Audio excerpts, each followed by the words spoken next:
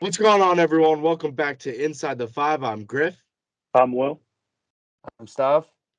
And in this episode, we're going to be covering more of the round two of the NBA playoffs. We're also going to be talking about how bad the Red Sox are, like we do on every episode. So, what do we say, guys? Let's get right into it.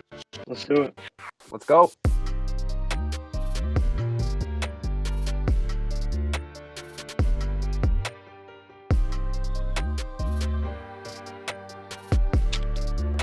All right, boys. We're going to start things off with nothing other than our Boston Celtics. Huge game for tonight, the night we're recording, which is Monday night.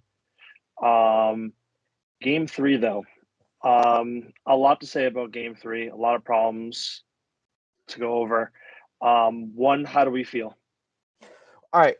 If I can go first here, I don't want to say I'm happy with the result. Obviously, the Celtics lost, but this is kind of going back to our game one standpoint, where if you lose and play your best game, then you got to be scared.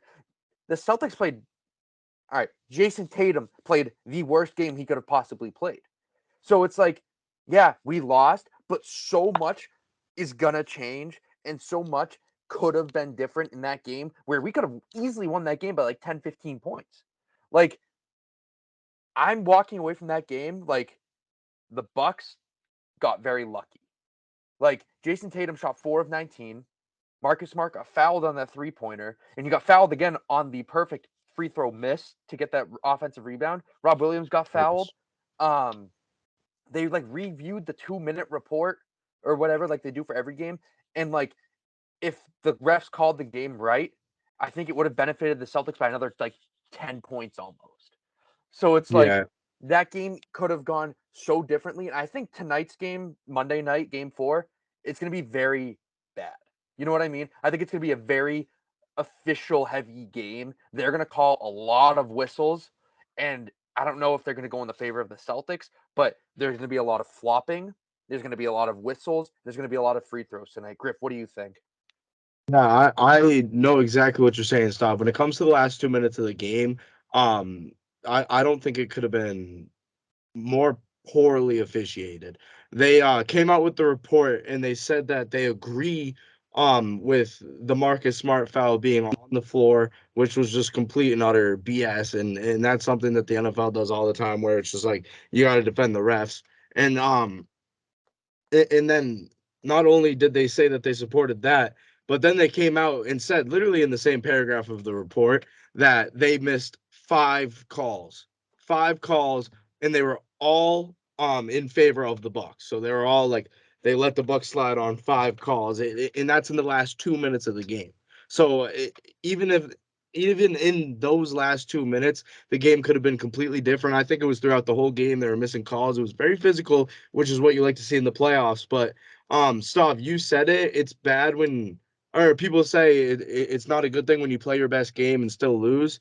Like you said, Jason Tatum had a terrible game, and if Jason Tatum has a terrible game, that means the Celtics have a terrible game. He's our number one option when it comes to scoring. He's our number one option in general. He's our superstar, and he had 10 points, right? And he went 0 for 6 for 3, and I'm expecting something to change come game 4. And in my opinion, the Bucks played one of the best possible games that they could play. Giannis Yeah. had 42, he had 12, he had 8.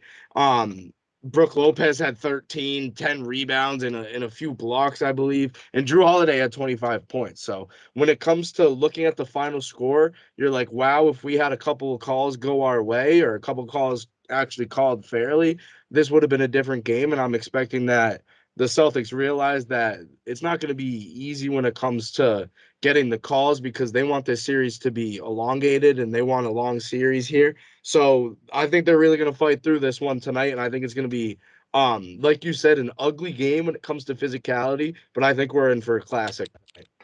I couldn't agree with you guys anymore. It's a lot of calls to miss in favor of another team in the last 2 minutes of the game. You just simply just can't do that. I mean, I would understand if there was 5 missed calls and they were about even, and that's not even that bad. You kind of have to look that as like we can't control that. But I mean, like 5 going against us, that's kind of hard to just let that slide and not really raise awareness to that situation. In terms of the game tonight, I feel like it's going to be a dogfight. There's going to be a lot of flopping.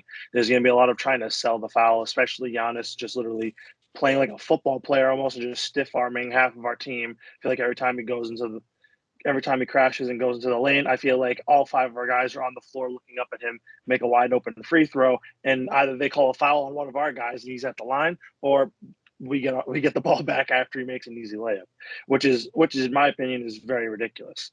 But I wanted to take a look at the rest of the series lining up because we do have a must-win game tonight, and in my opinion, we have a must-win game tonight, and we have a must-win game back in Boston the game after. But like tonight, it's must-win because we tie the series up. We look at 2-2, new series, and we need to take 2 at home, and we win. Like that's pretty much the outlook we need to have. We can take 1 loss again away, and I'd rather have the 2 games we win for the rest of the series and finish out in 7.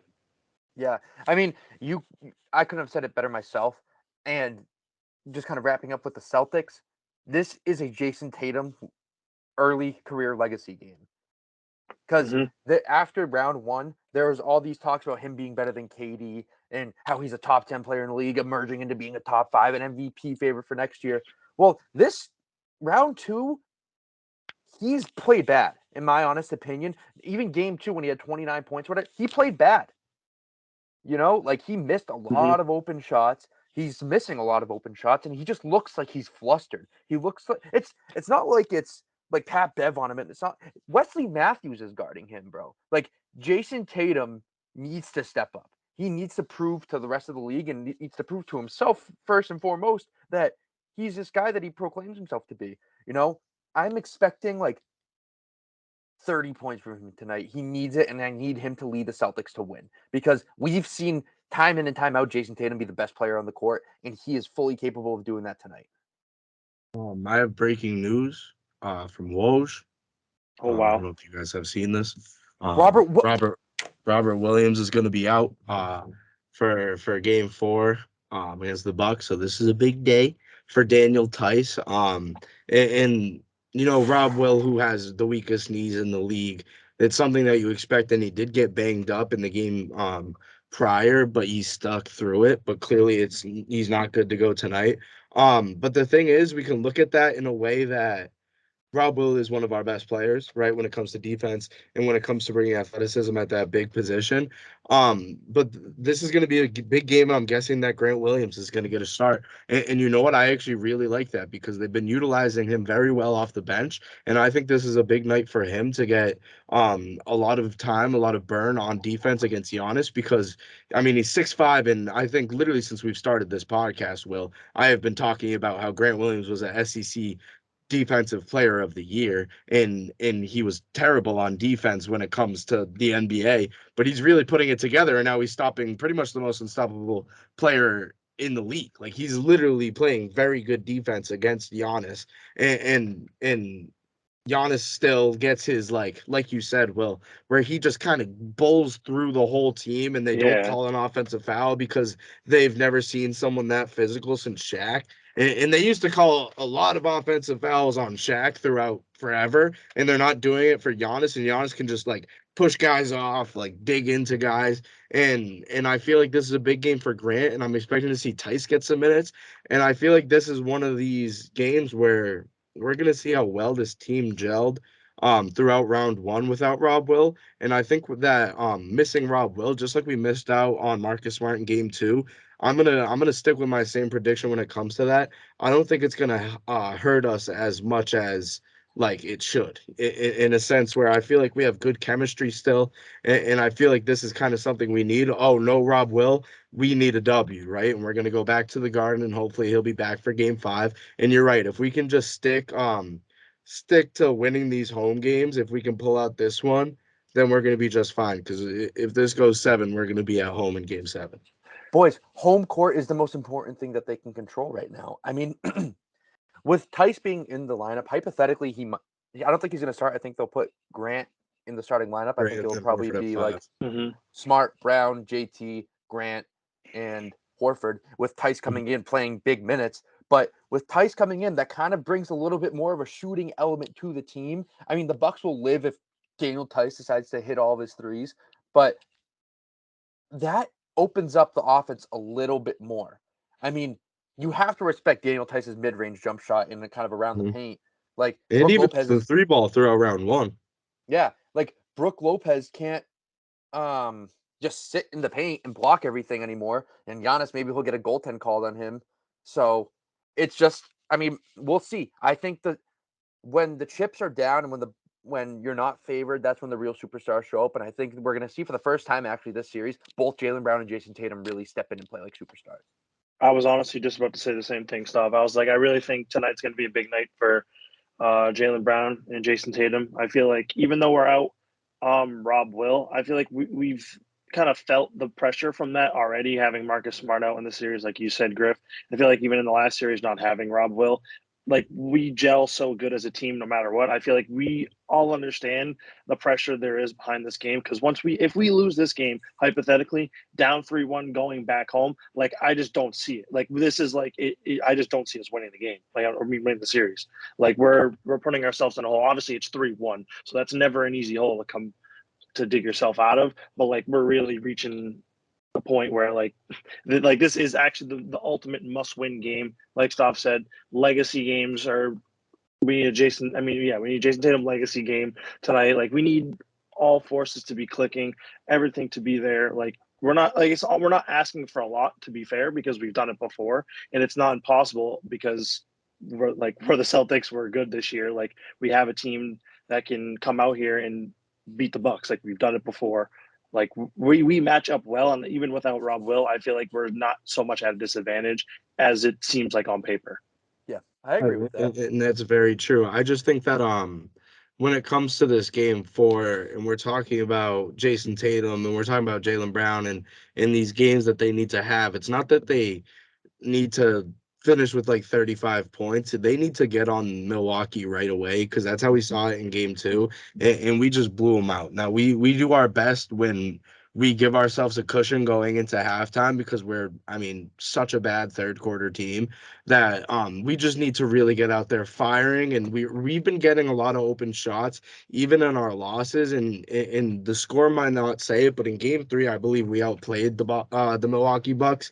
And I just think that if we start to see our shots go in early, it's going to give the guys a lot of confidence, a lot of momentum, and it's going to continue to flow. And I think that's really the key to this game and the rest of the series because they're giving us the open looks right now, disrespecting the 3-pointer, and it's working out for them. Speaking of injuries, I think this is a good transition to talk about Golden State versus Memphis. Another really gritty, physical series. I mean, let's be real. Every single round 2 series has turned out to be kind of a pleasure to watch. I mean, to the start We of were it, sleeping.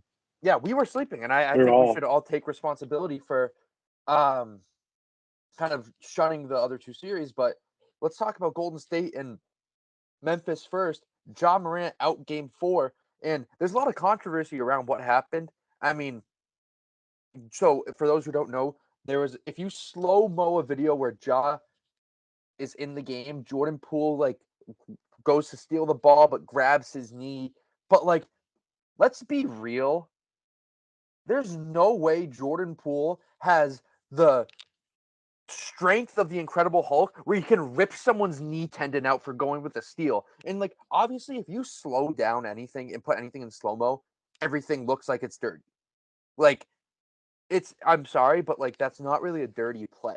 I don't know if you guys know what I'm talking about. And Ja didn't even get hurt on that play. Ja got hurt because he went flying towards Klay Thompson to contest a shot. Like, what do you guys think about this? Do you guys think that's a dirty play by Jordan Poole? I mean, I feel like like you said, stuff, any play that you decide to slow down and take a look at, like very closely, like most of the time you're going to see that, oh, that was probably a dirty play. And they're going to go ahead, whoever did it, in this case, Jordan Poole, he's going to get a lot of flack for doing what he did. But like, you have to keep in mind, these guys are running around there at 1,000 miles an hour. There's not really like, obviously there's a sense of control in the game. And there's a sense of way you can control your body and the way you can kind of like ease the pace of the game at your own speed, depending on how you're playing. Like we've all played basketball before. We know how it feels. I mean, obviously not at that speed because we just don't know that speed, but like at our speed, like when someone gets hurt, we see something gets hurt or like one of us gets hurt. It's kind of like, it's almost slow-mo in that time. There's no way that Jordan Poole was just like, oh, let me just rip this guy's tendon out. Like there's like, you can't like, I don't know. Like it just seems like it's not really like a dirty play, I guess. Like, I don't know. I don't feel like you physically. It had to be an accident. Like, there's no way you're just like, let me go punch this guy's knee. Like you just don't think. Like, I don't know what he's thinking, but like, I don't know. Like, that's like the last thing I would think to do on a basketball court. Yet there's some crazy stuff that's happened this year, and I can't like disregard that that's a possibility, but it just seems too ridiculous. Yeah. I feel like as bad as it looked in slow motion, like we've been saying, like everything looks bad in slow motion. Like if you actually watch the full speed play, like he literally just wraps around his knee and like pulls it a little bit, and you're exactly right, Stop. Like Ja didn't even come out after that play. He came out after he tried to contest that shot and he landed weird because John Morant is literally known for just jumping everywhere without actually caring about like his legs. We see it every single time he goes up for a layup. Like there will be four guys and they'll just be like, I'll jump and hopefully like something clears up. And if it does, I'll just make a layup. Like he's just very reckless. Like that's why he got hurt. He didn't even get hurt from that play. I just feel like since it's been such a chippy series where there's been a couple intentional fouls, and we talked about it with the Gary Payton situation and then with the Draymond Green situation as well.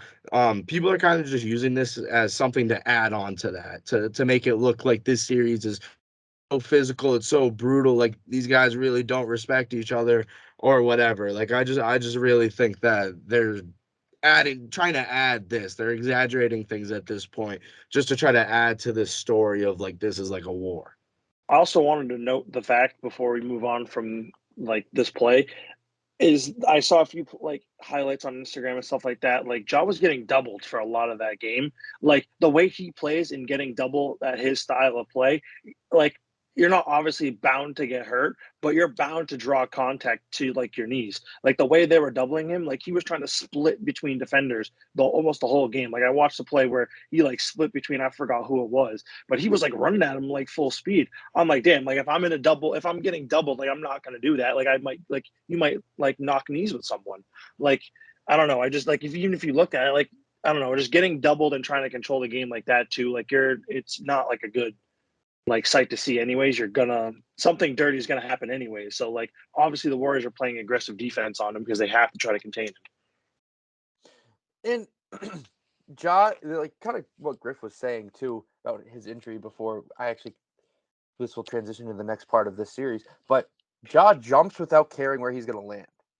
Like that's like Ja when he's about to take off, he's like that's a future me problem. I don't really need to worry about where I land right now as long as I get it into the hoop. But it's kind of coming back to bite him, especially in a physical playoff series when you're playing every other day against the same physical defense.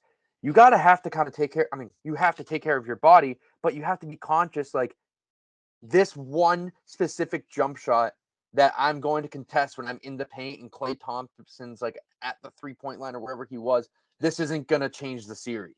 So like Ja when he comes back, and the Grizzlies, let me remind you, they're 20-5 without Ja. So it's not like they can't win without him and it's like all hope is lost. They play well as a team without Ja, along when Ja is in. So like if I'm the Grizzlies, I'm like, okay, this isn't the end of the world. Let's see the other guys step up and let's see how they can play in the playoffs. Like, what do you guys think about that? I think if I'm a Grizzlies fan, not all hope is lost. And with Ja being out, most likely, I don't think it's set in stone that he's out, but he was doubtful last time that the listings came out. I think without him, it's going to be kind of more of a team ball type of game because we literally saw the Warriors double teaming him, like you said, Will, pretty much the whole game, and it was pretty effective in my opinion. They did pretty good. I put a bet Mm-hmm. on that game, by the way. I just wanted to say, Steph Curry to have over 28 and a half points and the Warriors to win. It was parlayed. It was a big win for me. I just want to say it actually paid for my groceries. So pretty big deal. But with Ja being out in this game, I see nothing but a Warriors win and then being up 3-1 in this series. Just because I've been talking about it the whole time. The Grizzlies, like you said, they're like 20-5, 22-5, whatever it is in the regular season. But when it comes to the postseason, and we've seen it time and time again with John Morant, in the fourth quarter, he just takes over, right? So they can do good throughout the first three quarters, and then when they actually need someone to be like their star player, they're not really going to have anybody. And I don't think Desmond Bane's going to be a guy that's going to be able to drop like 10, 12 points come fourth quarter time. And I think the Warriors have about 4 guys that can do that. And I mean, I've been saying it the whole series. I think the Warriors are going to win. And I think they're going to go up 3-1 here and then maybe take a loss in game 5 and, I mean, seal it in 6. I really don't see, I don't see Memphis coming back from this. In my opinion, like Stav, I know you asked, you don't think the Grizzlies have like all hope to be lost? In my opinion, I honestly think they do, and it's kind of like you don't want to think that. Obviously, when your best player's out only for one game potentially, but like it's a bad game to be out, in my opinion. Like obviously he can't control it; he got hurt, so there's nothing really you can do about that. But like looking at the game situation, a team like the Golden State Warriors isn't going to lose this game, especially playing a team without John Morant. So that's an automatic win. Up 3-1. Yes, we have seen them lose a series down up 3-1. Not going to happen again to them. I think they close this game out in 6, like Griff said, possibly 5. I think if they gain a good amount of momentum off of this win, it might be hard to stop a team like the Warriors, especially if any momentum goes their side. You have to keep in mind it's still Stephen Curry. Like can't factor him out at all. And this is still a Warriors team that's very, very talented, and they're obviously sneaky underdogs. Very true. And I mean, there's 3 stars on that team that can get buckets whenever they want. And then you add Andrew Wiggins, you add Draymond Green. But speaking of superstars, I'd say we should move on to the next matchup, who has probably the most superstars in 3 in their series. We got Luka, we got CP3, we got D Book. In this series, actually we were sleeping on it when the Suns went up 2-0, went back to Dallas and they took 2 tough losses and they just really haven't been getting anything going. The series, like I said, tied 2-2. Luka Doncic kind of coming alive here, guys. Stav, I'm gonna ask you first. When we said when the series was up 2-0, and we said the series is as good as over. I think we all agreed on that. Do we still think the Suns are still just gonna pull this out, and it was a nice little 2-game stretch, or do we really think that Luke is gonna be able to carry them on? Well, I'm going to go back to my original take of saying how I originally had the Mavs coming out of the West in the beginning of the playoffs, and I have receipts for that. But then the Suns kind of reminded me why they were the best team in the league, and then I kind of went against my original take. But I don't want to say I'm fully back on the Mavs because I do think that a lot went right for them in their games at home. And it's going to be one of these things. It's like home court really does matter in the playoffs. Like both fan bases are very crazy. Phoenix is awesome to watch play. Like they always get rowdy. Dallas is the same way. Like those are 2 fan bases that really can propel their home team to win. So I think this is going to go 7 games. And to be honest, I think every single series is going to go 7 games in the second round. It's just like if Luka can carry this team past the Suns, there's no way that he can't carry him past the next round. In my personal opinion. I agree 100%. I mean, Luka is someone that, like, during the first round and honestly throughout this whole year, in my opinion, and I even went to a game where the Mavericks played at the Garden, and Luka played the whole game. He didn't do too great. I feel like Luka's hype has died down throughout this past year, but every time the playoffs happen, like come around and they get like a 3, 4, or 5 seed, it's like the same thing every year. It's like he doesn't have a team around him. How far is he just going to carry them? And I mean, he's doing pretty good right now. And I agree with you. I think that every single game in this series, the home team is going to win. And I think that it's going to come down to Phoenix in game 7, and Phoenix is going to take it. And it's going to be a good one. And we said the series hasn't been too good, Will. And I just really think that Luka's pretty much the only difference in the series. I agree. In my opinion, these 2 huge wins from the Mavs, this is a series reset. Obviously, they're tied 2-2, so like that makes sense there. But I mean, as a whole, this is a huge series reset.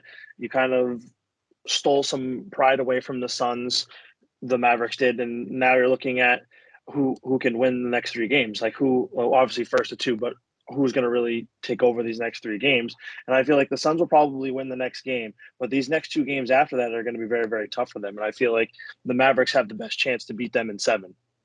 Yeah, and there's been this kind of narrative that's been put around about Devin Booker, how he's thinking he's something he's not. Like I always see him like talking crazy and stuff, and then like he'll just turn around and start flopping. Like, I love D-Book. D-Book's one of my favorite players in the NBA. I just don't want him to turn into one of these guys that's unlikable. Like, if you're going to talk this tough guy game, then you better back it up when you're on the road. Like, he swats Jalen Brunson game one, talks, whatever, and then they go to Dallas, and Devin Booker's flopping all over the place, crying for calls. Like, dude, if you're going to talk, you better back it up on the road and still play like that. You can't like feel safe just because you're at your home environment. You got to back it up on the road. That's how I think real tough guys are formed in the NBA, when you can perform well on the road and back it up with your talk. Like, I didn't like what I saw out of Devin Booker in those past 2 games, if I'm being honest. Yeah, and you guys know me. I'm a big guy when it comes to the plus minus stat. And looking at game 4 where the Mavs won by 10 points, Jay Crowder minus 16, Mikal Bridges minus 7, DeAndre Jordan minus 15, D Book minus 12, and then some of their bench players are in the positive when it comes to plus minus. If you're not, I mean, carrying your team as a starting five, and especially in the Phoenix Suns, who went 64-18 this year, and Devin Booker was a very large part of that. And I know Chris Paul was as well, but he was hurt for a good amount of the season. This is quite an embarrassing loss, even if you're on the road. When you drop 35 points, but your plus minus is minus 12, it's like we were talking about with James Harden. It's like we were talking about with Trae Young, and I always say with Luka. These are kind of points that don't really matter, right? And that's the way that I saw it throughout that whole game. I mean, if you're not in the positives as a plus minus, for me, that's a pretty big category. I don't know how you guys feel about that, but I'm a big guy when it comes to the plus minus, because I mean, if you get outscored by 12 points when you are on the court and you're Devin Booker, how's your team going to win the game? They really can't. I totally agree. I think plus minus is actually one of the biggest like stats that you can look at, other than what each player puts up for the game, and how, like, in terms of individual, like, shit, I can't even think of what I was gonna say. Hard time with the words right now. But their English is individual, hard. yeah, their individual, Statistics. yes, their individual statistics and how they personally affect the game as an individual. Not only, like, let's say like Jay Crowder dropped like 12 points, 5 boards, and like an assist or whatever. Like, besides that, you can really see how they positively or negatively affected the game. Obviously, the plus minus there, but like that's the only way you can really tell that, like, who's really the best player on the floor when you guys are succeeding as a team. And in my opinion, for the rest of this series, this is the most unlikely scenario that the Suns wanted themselves in, a 2-2 series heading back home, because now your backs are not really against the wall, but like looking ahead, don't love looking ahead, but who really are you as a team now?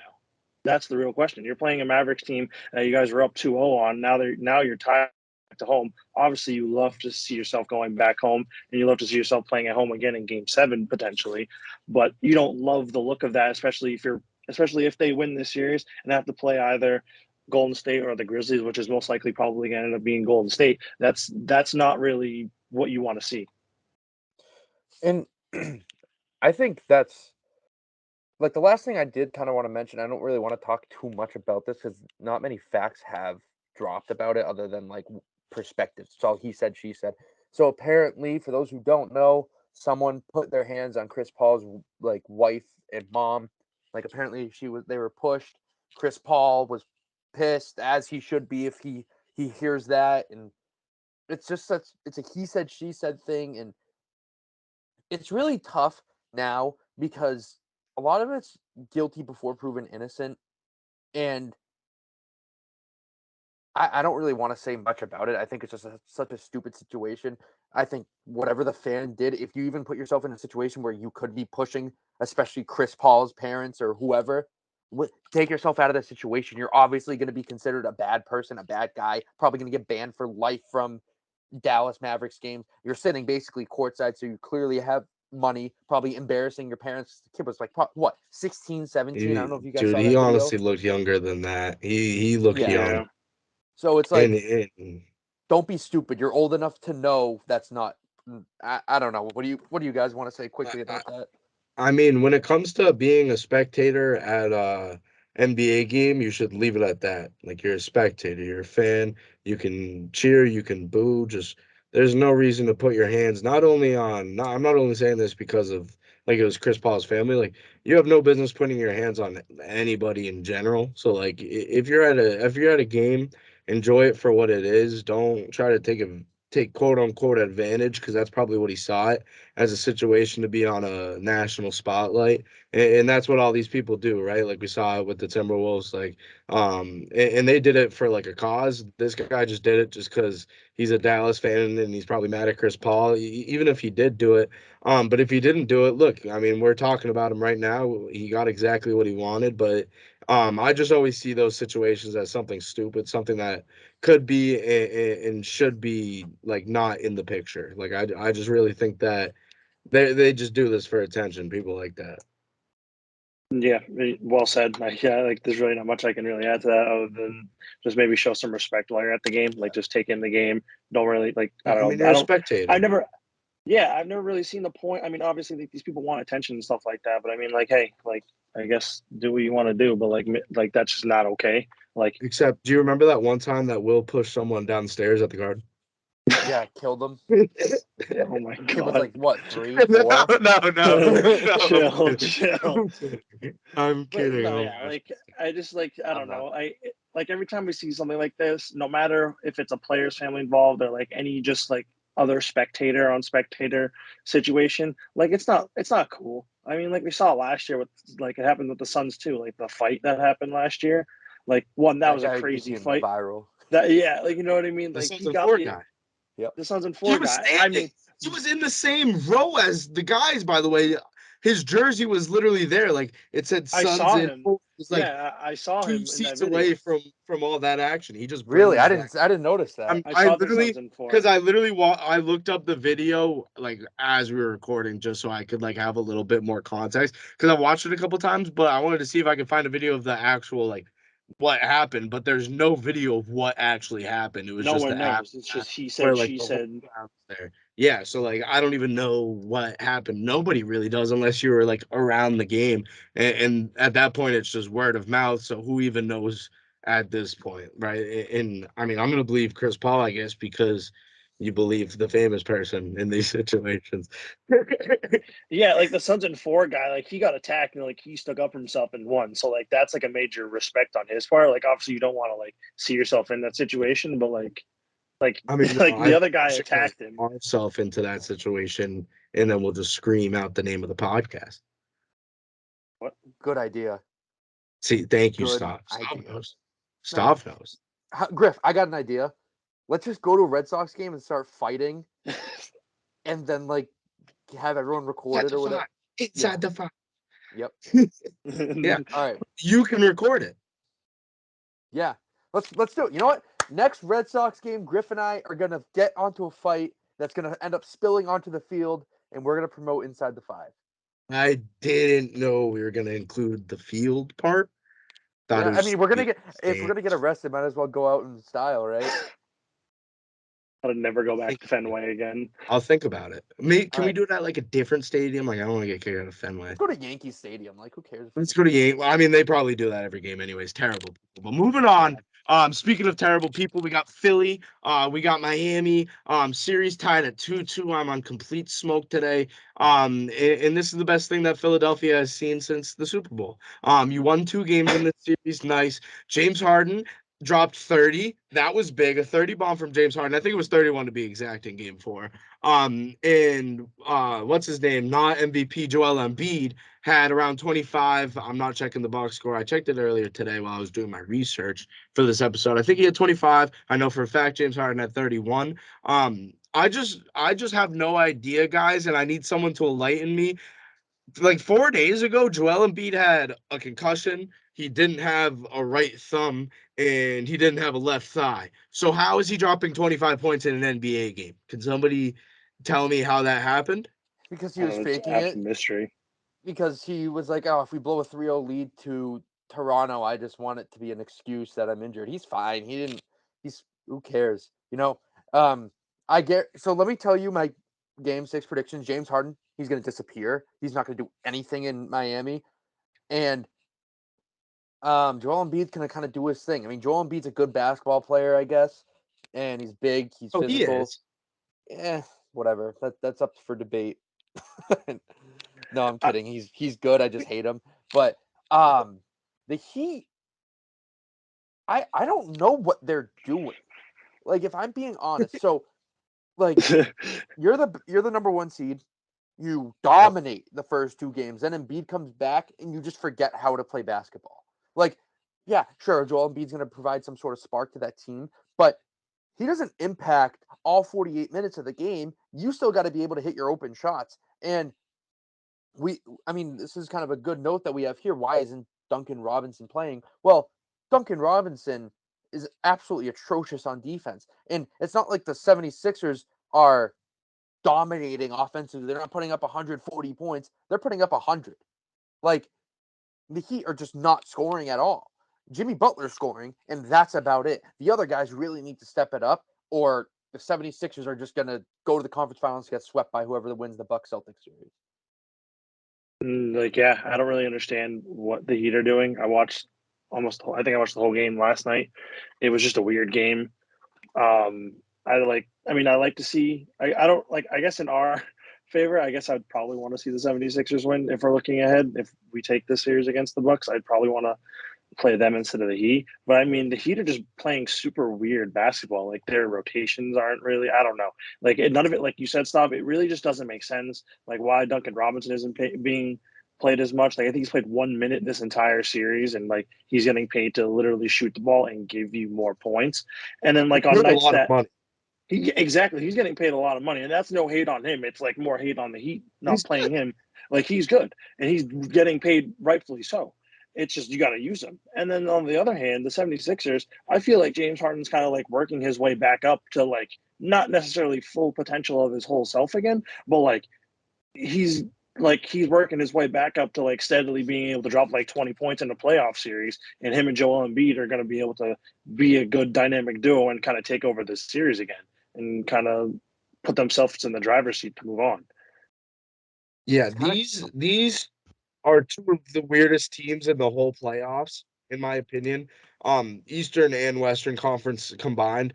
Because you look at the game four box score, Jimmy Butler had 40 points. It's like I watched the first half of this game. I didn't see Jimmy Butler do any of this. Like he just dropped 40 out of nowhere, and then he's like dying on the sideline at the end of the game because he does give it literally everything in his body. And this team still like plays bad. And it's because they put too much pressure on these guys that aren't supposed to be elevated this high. And I'm talking about Max Strus, and I'm talking about Gabe Vincent, I'm talking about Caleb Martin.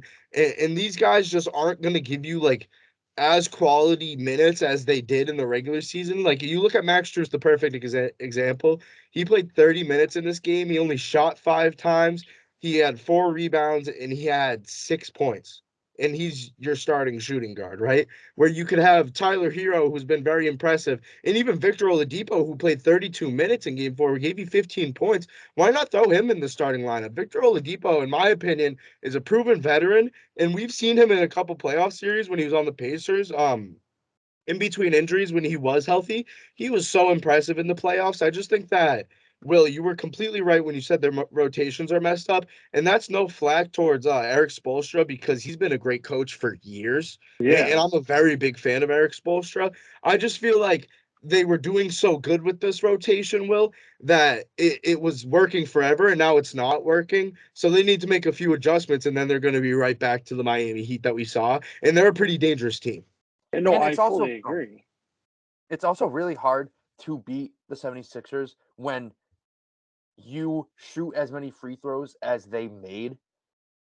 So if the Sixers are getting to the line, like it's such a hard uphill battle because that slows the game down. It allows Joel Embiid to kind of like stay in the game in a sense because he's a guy who can't run up and down the court for 48 straight minutes. But if you put him on the line, he has a lot of time to rest. Same thing with Harden. Harden was shooting free throws like crazy. Like that's what the Sixers do. If they can get to the line, both Harden and Embiid shot double-digit free throws. Like those are two guys you cannot play into their games or antics, and it's really hard to beat them once they're shooting their free throws.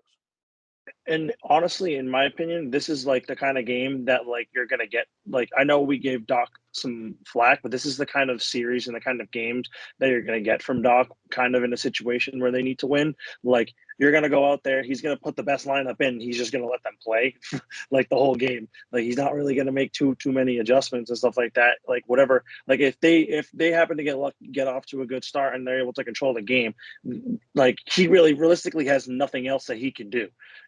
Like, and if the Heat aren't out here making moves to try to like play to their advantage, because they are by far the better team, you can't look at James Harden and Joel Embiid go out there, shoot free throws, and actually score efficiently. Especially James Harden right now, where at the beginning of this series he was nowhere to be found, and all of a sudden he's slowly trending back upwards, which is not what you want to see at all if you're a Heat fan or if you are the Heat, because now you have more things to worry about. You have to really think about like the next game, they genuinely have to make some sort of adjustment for James Harden, knowing that he can play like that again. Like obviously it's James Harden. We can't say he had a full fluke game, but he could have had a fluke game right there. He could have just gone off because he needed to. But like who knows if he's really, really back or not? Like that's like a genuine question. Right. Yeah. And you can honestly never tell with James Harden. Looking at the other team though, when it comes to the Heat, a guy that I'd like to see get a lot more touches and spread the ball out a lot more for the Heat is Bam Adebayo. Joel Embiid is going to be his matchup for the rest of the series, and if Joel Embiid is really facing three different injuries, then Bam Adebayo has the perfect opportunity to move around the court and shoot a couple of jumpers, get inside the paint, and he went 9 for 12 in game 4. He had 21 points. He's a guy that, like, why not give him 20 shots and tire down Joel Embiid? And not only do I think that he would capitalize on those extra shots that he's taking, it would also make Joel Embiid a lot more tired than he is. And Joel Embiid, who played 38 points in game 4, won't be able to play 38 points if you just put the ball in the hands of Bam Adebayo and let him work. Yeah. Mm-hmm. I think that's a good ending point for that series. Now let's talk about some disappointments in the Boston Red Sox, huh? They get absolutely embarrassed, swept at home against the White Sox. It's like a never-ending nightmare of the same thing every single game. You know, we can't score, we're somehow winning, we blow it in the late stages of the game, and then we lose by multiple runs and extras. I have aneurysms watching this team. I hate them. I hate Bobby Dahlbeck. If your name isn't Xander Bogaerts or Rafael Devers or JD Martinez, I think is in that conversation too. You're batting below 200. There. But like, what the hell is wrong with these guys? Like, it looks like they go to the plate with no plan. Their starting pitching is pretty good. I love our starting pitchers. I think Evaldi's been playing well. Michael Wacha, he's on the IL right now, but he's been playing very well. Pavetta had a good game the other day, which we're not really used to seeing. Rich Hill has really come into his own. I mean, he gave us 5 no-hit innings. Who would have thought to see that in 2022? And then they lose. They lose by 7 in that game where Rich Hill goes 5 innings without letting up a hit. So it's like, what can this team even do? Like, I feel like every time they take a step forward, they take 10 steps back. Chaim Bloom needs to leave. He needs to go. I will escort him out of the city myself. We're falling at the hands of Chaim Bloom. Simply, he is just driving us down right into the ground, about 6 feet under, I would say, within the coming months. We're not looking good at all. And like last year, it was fun to joke about like, oh, so and so came in that like we just like put our hand right on our forehead. And we're like, why the hell did we put him in? But we still actually won the game and we were actually still a good team. Like now, it's like anyone that comes up to the bat, we're just sitting there and just like anytime everything or anything happens, it's just an immediate sigh. We're not even like sitting there, we're like, oh, like the only player that actually showed up to play yesterday against the White Sox was Devers. He went 3 for 4 with 3 singles and like 2 or 3 RBIs. Then he struck out again. The strikeout was really bad, but like I can't even be mad at him. He went 3 for 4. Like obviously it wasn't a crucial time where he struck out, but like he can't go up there and we can't expect him to go 3 for 4 every single night. Yes, he can do it. Like he's Rafael Devers. Like he has the capability to do that, just not every single night. Then you go out there and we look at our other guys, and then like I can't even. I know I texted Stav at the end of the game. I'm like, oh my god, we're back into this. Like JD Martinez almost hit one right over the monster, hit the top of the wall. That would have been the game tying home run. Unfortunately, it just didn't go over. The wind was blowing towards the plate, so we lost like literally to win. But we can't even blame it on that. Like I'm sick and tired of blaming it on everything else. But like the ball just didn't go over. We literally went out 3 straight times, pinch run someone on second base, and we couldn't get a run in. It was just embarrassing. We have no run support. Our starting pitchers, like Stav said, are doing great. And then anytime anyone in relief comes in, it's like, well, we're either gonna be good for this inning or be down 10 going into the bottom of the 8th. Like any given day, we could actually be down 1 and then be down like freaking 30 in the next inning. Yeah, and it's not only just like the relief where we've seen a couple of games where like someone comes in, gives up a lot of runs, but we're giving different people opportunities to close out the ninth, and we'll be up 1, we'll be up 2, and at this point, I feel like no matter what, we just blow it. And having a closer is so crucial in the MLB, and we just don't have one. And when we were up by 1 against the White Sox, and Hansel Robles came in, I actually was like, maybe we have a chance here. Maybe he's gonna come out there and he's gonna close out this game, right? Because he's been pretty good throughout the season, and he came in and right away they just jumped right on him, and it's another blown save for us. It's really embarrassing where we're supposed to be one of the best offensive teams in baseball, and we know that our bullpen was going to be bad. Excuse me, we knew it from the start, and we're not giving ourselves any opportunities to win any of these games, and we've lost our 5 last games, right? We have not won in the past 5 games, and if you look at that before, we've won 1 of our last 8, 2 of our last 10. Like, we are genuinely just in the mud. And looking back at Heim Bloom, this is his 3rd year, and if we continue this pace, he's going to have 2 of his first 3 years be losing seasons. Every single other general manager in Red Sox history, excuse me, English hard. In Red Sox history has won a World Series in their first 3 years. This is embarrassing, and we're the Boston Red Sox, one of the highest market teams. Let's go get some big names. Let's go re-sign our guys that we need to re-sign, and let's continue to be a big market team, because right now the Orioles are honestly a better team, and I watched them today and I enjoyed it. Not only will they be 2 out of the 3 losing seasons, he'll be 2 out of the 3 in last place. Like, that is awful, especially if you're a team with the prowess of the Boston Red Sox, a team that we all love dearly. We wouldn't be this upset if we didn't love them. Like, we know the bat can be better. Story. I love Trevor Story. He needs to step it up. He puts together some quality at bats, but then he looks like he's never seen a slider before in his life. Like, he'll go down in 3 pitches. Bobby Dahlbeck is just a lost cause. Keep Franchi up. Franchi Cordero puts up really good at bats, in my opinion. And it just, you bring up Jaron Duran, he has a triple, absolute electric speed, and you just send him right back down. Keep him up. How long have we been saying to bring up the young guys? I mean, Cassis, I do understand why they don't bring him up. He hasn't had a full year in the minors. Jaron Duran is amazing in the minors. He's too good to be in AAA right now. Unless they want to trade him for a ready now all-star, then there's no reason why Jaron Duran should be rotting away, wasting good years in the minors. He's batting 400 in AAA.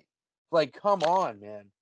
And It's very embarrassing. Like it's like you said, stop. It's tough because like I love this team so much, and I think I don't know who I was talking about this. It might have been my dad, but I was like, we like jokingly like. It's not really jokingly. I'm a serious Chargers fan, but I'm also a very serious Pats fan, more serious than the Chargers. But like, I can't even look at another baseball team right now that I'm just like, oh yeah, I wouldn't be mind rooting for them. No, like I just simply can't look at another team and be like, oh, that's like going to be like my second favorite team that I want to follow. It's just like I can't do it. I it just disgusts me to even think to root for anyone other than the Boston Red Sox, just because it's the Red Sox. Like I don't know what it is. It's the culture behind it, and that's just how it is. But like I like it's unbelievable to see the moves that haven't been made and the moves that have been made, and we've lost our identity. Like last year, our identity was the home run home cart. runs. We waved every time. We still wave, but like we were a little bit more aggressive with it. The waves aren't even the same anymore. Well, They're not the same anymore. We get a guy on second base off of a double. It's just like, well, shit, is he gonna go? Is he gonna score for us? Are we gonna be able to bat him in, or are we just gonna leave him on base like every other person that gets on base, if they even make it to the base to begin with? Because we're not seeing a whole lot of base runners, but anytime we do, I feel like they're just sitting on the bag for 3 outs in a row, and we're lost for words. We're a lost team, and we've lost maybe every form of identity that we have. There's nowhere to find it other than firing Heim. If we fire Heim, our identity's back. If that doesn't work, then sell the team. I don't really know what else to do. The season starts tomorrow, boys. I think we've got off a lot on we got a lot off our chest, but our childhood hero is commentating tomorrow's game on TBS. Don Orsello is commentating on the Red Sox against the Braves on TBS tomorrow night. If the Red Sox lose that game, I lose all hope. If we lose the game, I'm like this is for Jerry at this point on Tuesday, May 10th. So if we lose this game, and I know it's against Atlanta, and that's a tough matchup, but this is a must-win game, and our season should start tomorrow. Like, if I'm being honest, Atlanta's not even that good either right now. Like, they're playing they're playing better than us. Like, I'm not gonna go out here and say that like we're better than them, because we're not better than anyone. But like, to be fair, like I saw something the other day, like since Acuna's been back, they've been better, obviously, like knowingly so. But like, they're not they're not making so much noise where we have to be how we're worrying about them. Like, this isn't a team. Like, this is a team that we can take, is what I'm trying to say. Like, obviously we can't take them lightly. They have stars on this team. They won the World Series last year, but they're not like high flying team when they won the World Series. Like, we could, like, I don't know, just I feel like I could be crazy by saying this, but like I really feel like we're a team that can beat this team. Yeah, I know. And Whitlock's getting a start too. Whitlock has a 1.25 ERA in 2 starts. So like, he's been really, really good for us. Like, yeah. I saw Whitlock that he was pitching, and I'm like, damn, like he's like I love him starting. I love him starting. That's the he's one really that's good. the one move that I've actually liked by the Red Sox is putting Whitlock in the starting rotation instead of out the pen. But now we don't have anybody out the pen in general, and Tanner Houck has been doing awful. This is kind of on the spot, but when Chris Sale comes back, and if Whitlock's still performing as he is, and the rest of the guys in the starting rotation are, do you keep Chris Sale as your closer? Yes, I would 100% be a 3-inning guy, and let him come back and not give him like long starts. Let him kind of ease in, and then hopefully by then Houck's gonna get a little bit more comfortable. And I'd like to see Houck get those late appearances. But I agree with that 100%. I think Chris Sale should be. I think it would just make the most sense. In my opinion, for this Red Sox team, this isn't like for what we need to do or what we haven't done. I feel like as an organization, we got too comfortable signing Trevor Story, and we figured, well, Xander walks, we have Story to play shortstop. I feel like that whole mentality is literally the way we're playing right now. We're like, oh, well, if he goes, we could just bring up someone like I don't know. It just feels like we're not afraid to lose our star pieces because, like, oh, well, we have someone to replace him. Like, that's not really like the whole, like, that's just what it feels like to me. I don't know if you guys feel the same way. I don't know if I just feel like we're getting too comfortable with the idea of losing our homegrown players and the players we've loved for the past years. I think that's a good point to actually wrap up this video. I mean, tomorrow, Tuesday, is a must-win for the Red Sox with Don Orsello on the call. Griff, I'm lobbing it back to you. Wrap us up. All right. Well, we hope you guys enjoyed. There's 2 great days this week. It's Monday, and it's Thursday. That's the days that the Red Sox don't play this week, so we won't be disappointed. We hope you guys enjoyed. We will catch you guys on Friday, and peace. Peace. See ya.